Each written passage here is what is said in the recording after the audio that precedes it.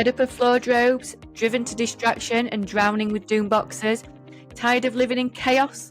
Welcome to Decluttering Untangled, how to declutter when you're overwhelmed, ADHD or autistic. I'm going to help you uncover the secrets to decluttering, no matter what hurdles you face. You'll discover how to declutter, de-stress and transform your world. I'm Heather Tingle, reformed hoarder, neurodivergent declutter queen, and your guide through the maze of mess. Let's get untangled.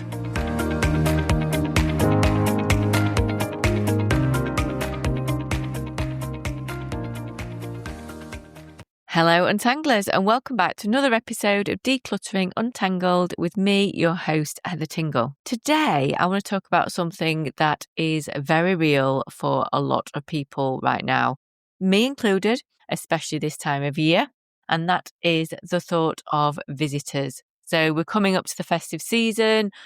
It's the time where we're meant to socialise. Joy. Yes, that was me being sarcastic. Visitors, people coming over when you already feel overwhelmed, and the pressure that puts on your home, your energy and your nervous system.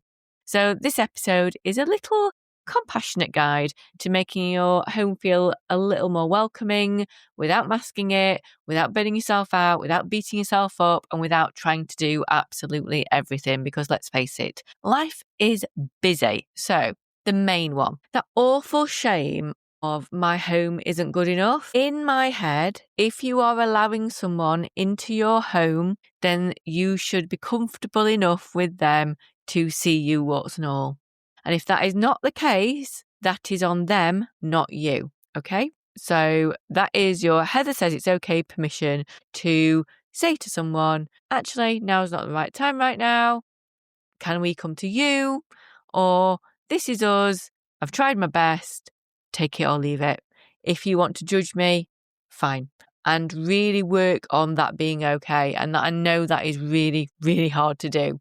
But knowing that your home is the way it is for 1,000,001 reasons, none of which they are privy to, or they may be, but it is not your fault and you don't need to feel bad about it. And if someone's making you feel bad about it, they do not get permission to come through your door.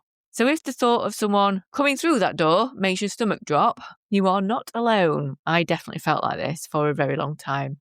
And I think lots of people, especially if you're neurodivergent, carry quite a lot of heavy shame around your home, fear of being judged, the way people think you're lazy, you're not, or that you haven't got your life together. And that panic that you should have maybe sorted this years ago, and every year's the same issue, or once again, you're running around like a headless chicken.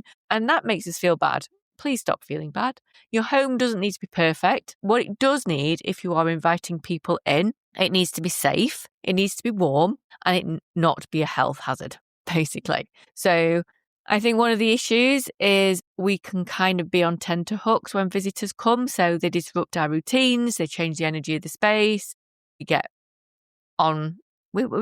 nervous, don't we? There's extra noise, extra conversation, extra sensory input. For me, I have to think about having different type of milk in house because I don't have dairy milk. And there's a lot to think about to be a host. So you've got to host, you've got to chat, you've got to remember who drinks tea, who has oat milk, who has normal milk, keep an eye on where people are going, is everything out of the way? And it's a lot, And for me, especially, being autistic, unpredictability feels unsafe. So for a lot of neurodivergent people, the stop and start of hosting burns us out really quickly. Now, knowing all this does not mean there's something wrong with you. What it means is your brain and your body are reacting as they're meant to. You are worrying justifiably, probably, and you just need to find a way to ease that as much as is real possible. So going back to basics, and this is not about big declutters, this is about risk management, I guess. So the 3 areas to focus on which will make the biggest impact. So this is where I tell you, you're not going to declutter your entire house in a week or a couple of days or even like this side of Christmas. It's not likely unless you've got unlimited time and unlimited energy, which if you'd got that, you'd probably need the motivation to go with it. And you probably haven't got that because if you had, you'd have done it by now. So you don't need to do a deep clean.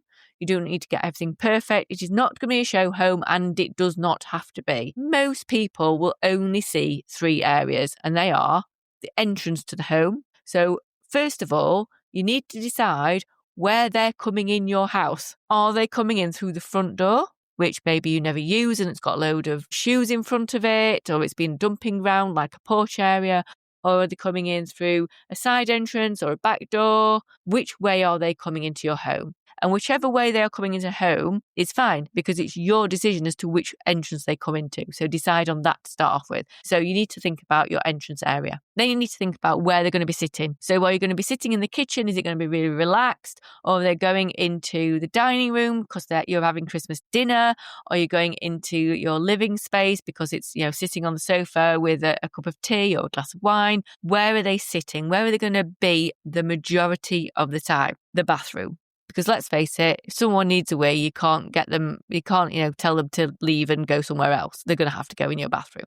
So the bathroom. There is a fourth option, obviously, is if they're staying over the guest space, which is always going to be hard work because it's always going to be the dumping ground. So this way will probably mean you're going to have to move the dumping ground to a different dumping ground for now. Unless you want to go through it, which I am working on the premise that you do not have the time, effort and energy to declutter these spaces properly. So we're going to do damage limitation rather than full-on declutter. So that would be, can you put things in the garage? Can you put things in the boot of your car? Can you put things up in the loft or attic? Have you an outside space, storage space that you can put things into for short term? Can things go in cupboards, under beds? Not hidden, but organised away somewhere else. Have a look at those. Now, these are the spaces that guests are going to notice, and these are the ones you need to concentrate on, because these are the ones that are going to make it feel a little less stressful and you're going to feel not too bad about. So that's where you're going to focus your energy on. You're going to close doors to everywhere else and give yourself permission to do the minimum that still feels good. So you need to do a walkthrough. Imagine you are an estate agent. So think of it as if you were selling your house and you are looking at those specific places. So living room, you're going to look at the pathway to the living room.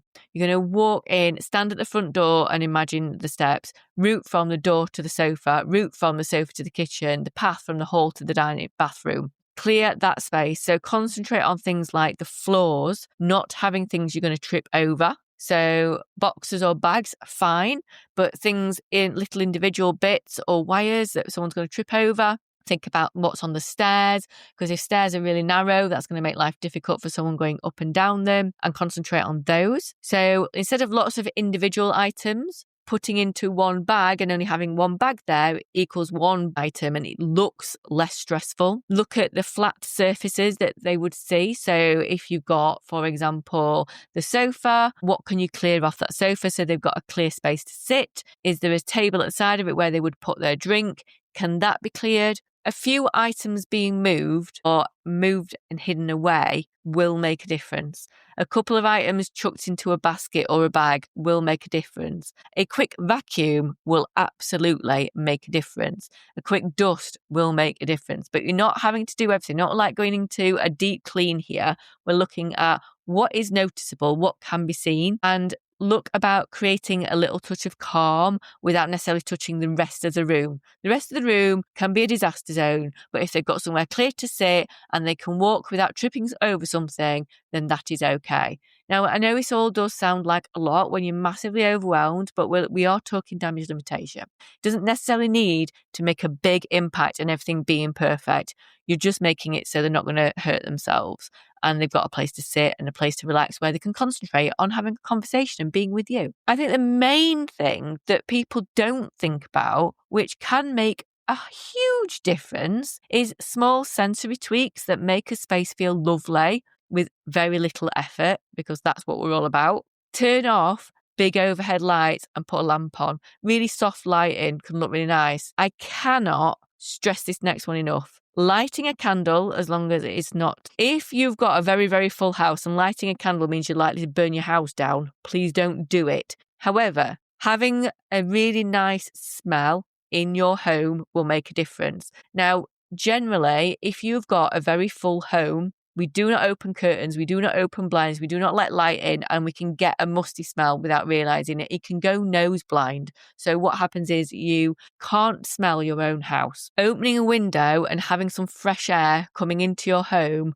will make a huge difference to how it feels when someone first walks in your home, especially if you've got animals of any description, because you won't notice that smell. So if you can light a candle, if you can open a window, even though it's freezing, allow some fresh air in, that will make a huge difference and a real positive as well. Put on gentle background music that soothes your own nervous system. Throw a blanket over the corner of the sofa so it hides, that pile of clothes or papers. That is okay to do.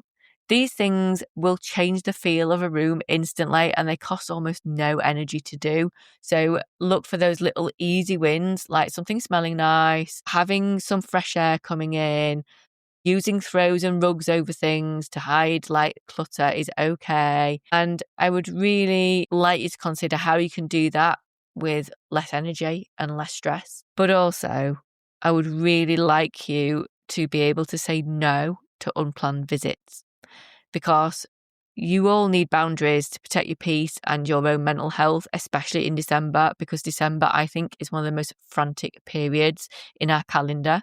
And it's okay to say something like, do you know what? Tonight's really not a good night for me, but I would really love to see you soon. Can we plan a time that works better for my energy? Or I've got so much going on right now. Can I message you later when I know when I'm available? So you've got a bit more time to sort the house. Or do you know what? I'm really struggling with my house at the moment. Is it possible you can host this time, but I will host next time? It's not rude. It's respectful. And people get a better version of you when you're protecting your energy and how you feel. Because if you're not going to be able to relax when someone's there, that's not the best version of you. So let's really say it's okay to say no. Actually, I don't mind you coming over for the day on Christmas Day, but it would be too much for us at the moment for you to stay over.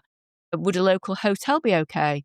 Or are you all right just coming for the day but not staying any longer because we're really struggling right now and we could do with our own space? That is okay to say. And it doesn't matter who it is you're saying it to. And remember that good enough is good enough. Perfection is not a goal. I actually heard today for the first time a really lovely quote which I liked, and I don't know if I've got this right, but it was, perfection is the opposite of doing good. And that was quite an important thing for me to get my head around. And perfection isn't the goal. You don't need a show home. You don't need to hide every sign that people live in your space. And you don't even need to hide that you're struggling, because you're a human being and you're allowed to struggle. So don't make other people make you feel bad about it, because if they're making you feel bad, then they're not nice people, quite frankly. So there you go.